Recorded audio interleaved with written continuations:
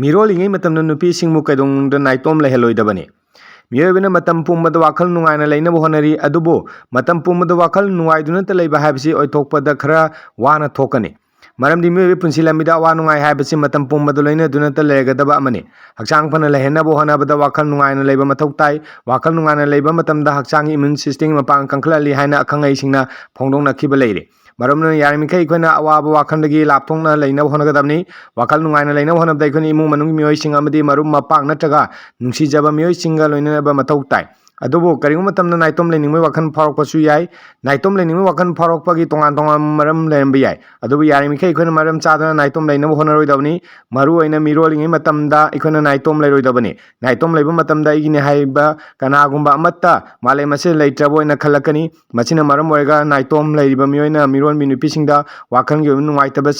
yauna tongan tongan makhangi khudongchadabsing mayoknarakpa yai masina hakchang sok chilakpa loinana pungda yauriba angang akaiba pirakpa yaba oithokpa lei maram aduna mirollingeida matamna naitom leitana honagadabani mapuroiba amadi imung manungi miyoi singnasu mirolmi nupibu kaidongda maromdom thadoloidabani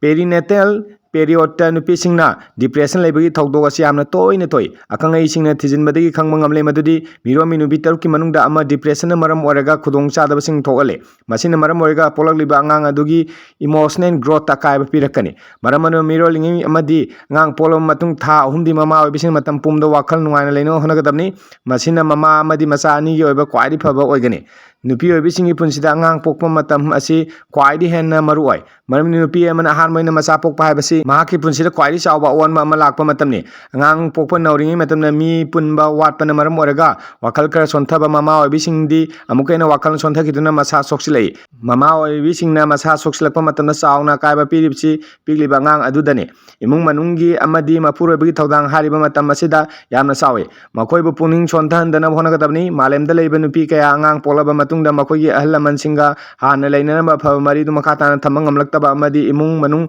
lapthoknaba kaya yaukre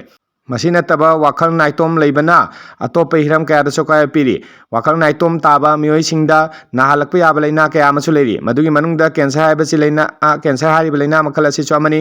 itomta mi pundabana leiba matamda stress lagali masina maram oiga hormone da ohongba lagali hormone da ohongba lakpana maram oiga narakadabadi ngakthokpa ngamlaktaba amadi cancer nahalakpagi sang yamna wangkhale diabetes narba miyoi singna sunai itomta leibagi hinabisi thadongna honagadabni masi mathakta social anxiety chronic disease dysthymia natraga persistent depression singmai khudongchadab kya soi khoi punsida mayong halakpa yai haibisi kauroidobani information asi khabarda matam matangena hapakpa article singdagi lokhatsara semjarakpani masina medical professional singi poktak ki mahut sinna honabadi natte haina sengdoksari thank you all